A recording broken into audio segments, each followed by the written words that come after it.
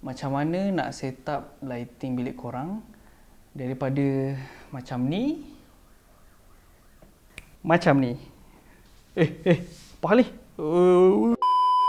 Hai, Assalamualaikum warahmatullahi wabarakatuh. Bersama saya lagi Amir Afham daripada MTAS Academy. Selamat datang ke MTUT. So hari ni saya nak sharekan sikit pada korang macam mana kita nak set up lighting tanpa gunakan lighting. Jom. Okay, set up lighting tanpa gunakan lighting tu maksudnya kita tak gunakan apa-apa lighting tambahan lah, light fixture macam kita review kat Tech Minute yang sebelum ni. Kita cuma gunakan natural light. Dan dalam video ni juga saya nak tunjukkan kepada korang yang mana saya akan sharekan kepada korang lah asas 3-point lighting. 3-point lighting ni apa? 3-point lighting ni biasanya digunakan dalam visual-visual lah, macam video, filem, fotografi dan yang sewaktu dengannya. Okey. Apa lagi?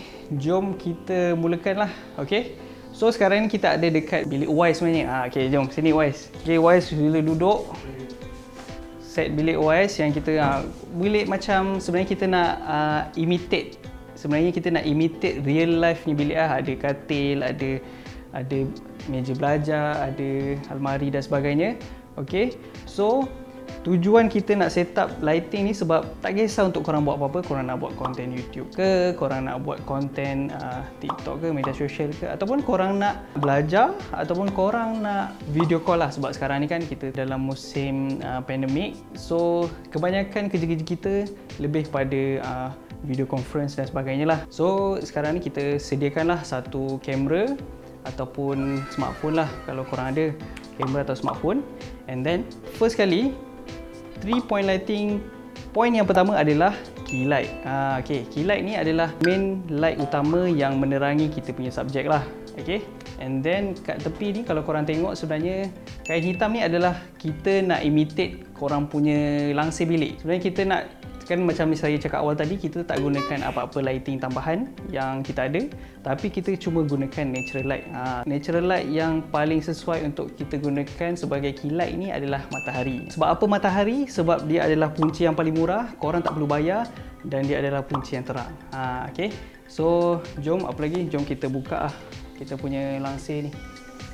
Langsir hitam, ataupun dekat bilik korang, korang boleh selak je langsir tu. Dan pastikan bila korang dah buka, kita kena frame kita punya subjek bersebelahan atau berdekatan dengan kita punya punca lighting kita. So untuk subjek kita sekarang ni, dia adalah berdekatan dengan tingkap, dan punca utama lighting ni dia dah masuk adalah dalam 45 darjah lah daripada kita punya subjek ni.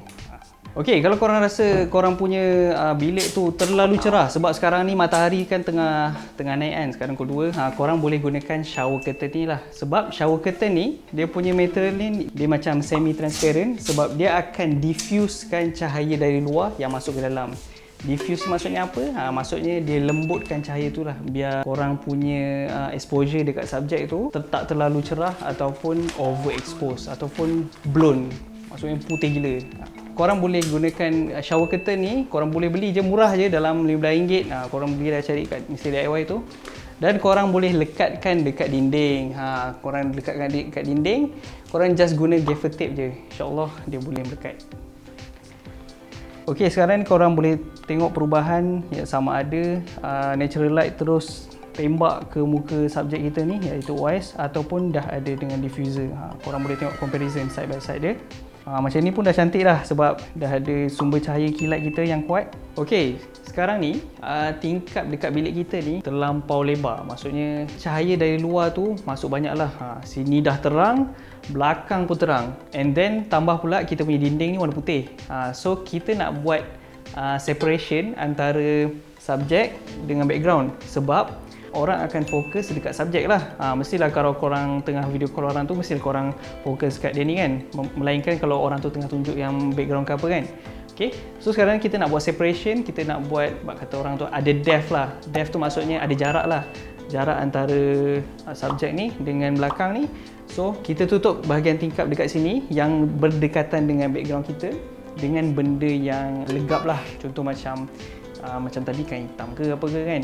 So sekarang kita nak gunakan salah satu kita punya softbox. Softbox pun korang boleh beli murah je dekat kedai macam kedai bunga. Sebab bunga tu dia ada softbox yang putih besar tu kan. Korang boleh juga gunakan benda tu. Okey, jom kita pasang benda alah ni. Nah, nice.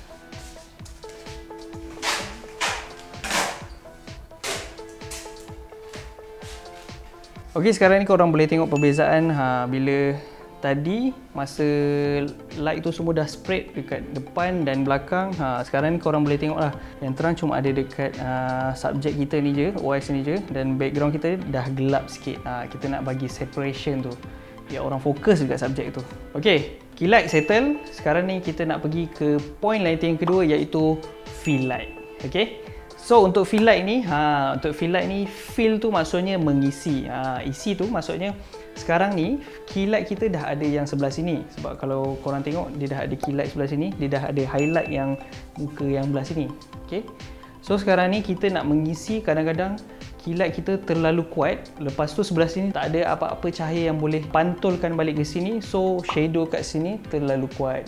So sekarang ni fill light inilah yang kita boleh gunakan untuk kurangkan sikit shadow ni dan terangkan sikit bahagian yang belah shadow yang kat sini lah. Okey, so sekarang ni kita nak gunakan fill light dengan gunakan lighting apa? Kita tak gunakan lighting, kita gunakan softboard. Ataupun apa-apa board yang putih yang boleh pantulkan cahaya putih tu kepada shadow kita ni. Okey, jom saya tunjukkan kepada korang. Sekarang ni kita ada softboard yang besar. Okey, softboard ni sekarang ni kita nak letakkan dekat bahagian yang berlawanan dengan key light kita. Okey, kita nak fill dia. Okey, kalau boleh korang letakkan softboard ni serapat yang mungkin lah. Kalau boleh jangan nampak dalam kamera, buruk lah jadinya kan. So korang letakkan dia paling rapat dengan korang punya subjek. So tengok bila saya buang, korang akan nampak ada shadow yang kuat dekat bahagian sini. Okey, so bila saya letakkan, korang akan nampak ada cahaya yang ada dekat sini. So kalau korang boleh tengok dekat sini, comparison antara sebelum kita letak fill light, iaitu softboard kita, dan selepas kita letak, korang boleh nampak lah bahagian kanan pipi dia tu dah kurang sikit shadow dia tak berapa kuat lah. Ok, fill light settle. Point lighting yang ketiga adalah backlight. Ok, so sekarang ni kita dah ada fill light, kita dah ada key light. Sekarang kita nak ada backlight. Sebabnya backlight ni lah yang nak separate subjek ni daripada background. Okay, cara nak separatekan tu kita letakkan lighting lah. So untuk backlight dalam setup bilik kali ni, kita nak gunakan lighting belajar korang atas meja ni. Kita nak gunakan lighting yang tu lah. Okay, so kita on lighting ni. Okay, kita on. Kita tembak direct, kita shoot direct ke subjek yang ada kat kita lah. Okay, so kalau korang boleh nampak dekat sini, ini adalah perbezaan sebelum ada backlight dan selepas ada backlight. So korang boleh nampak perbezaan selepas ada backlight tu ada outline, kita boleh cakap garisan kat tepi subjek tu. Korang boleh nampak kan ada garisan tepi subjek tu. Dia backlight ni kita boleh cakap sama ada kicker light ataupun rim light. Yang ni dia more kepada rim light lah. Rim light yang ada dekat bahagian bahu subjek kita ni, dekat leher, dekat bini kita ni. So boleh nampak lah jarak antara subjek dengan background. Okay, sebabkan kadang-kadang lampu belajar kita ni ada yang warna putih, ada yang warna oren. So sebabkan kita punya cat dinding kita ni pun dah warna putih, dan kita dapat pula lampu belajar yang warna oren. So lampu tu pun penting juga lah nak separate. So kalau boleh, warna lampu ni berbeza dengan warna background yang korang ada. So akan tambahkan lagi warna lah. Okay, so sebenarnya kalau korang tengok dekat frame kat sekarang ni, kita punya subjek sekarang ni ada backlight, dan kita punya backlight lighting ni dia dah masuk dalam frame. Maksudnya first dia jadi backlight, second dia jadi practical light. Dia dah masuk dalam frame ni lah. Okay, so practical light ni dia berbeza dengan 3 point lighting yang tadi. Ini berbeza lah. Practical light ni secara ringkasnya bermaksud dia adalah lighting yang ada dalam frame lah. Tak kisahlah apa-apa lighting yang hidup, macam contoh dalam movie tu ada hallway, lepas tu kat hallway tu ada lighting tepi tu. Itu practical light lah. Okay, so practical light ni dia menambah korang punya seri dalam frame tu.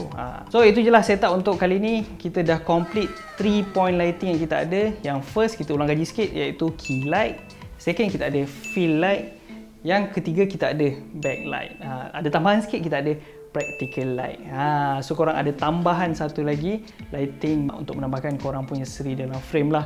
Okay, so kalau korang nak tahu lebih lanjut macam mana nak set up lighting yang lagi complicated, macam mana nak set up lighting nak nampak waktu petang, waktu pagi, waktu malam, korang boleh check it out dekat tutorial mtasflix.podia.com. Kita orang ada macam-macam lah tutorial berkenaan macam mana korang nak set up lighting dalam sesebuah scene tu. Okay, so ini just basic saja. Diharapkan korang dapat maklumat yang bermanfaat lah kalau korang tengok video ni. Dan kalau korang nak tambah pahala, korang share kepada kawan-kawan korang.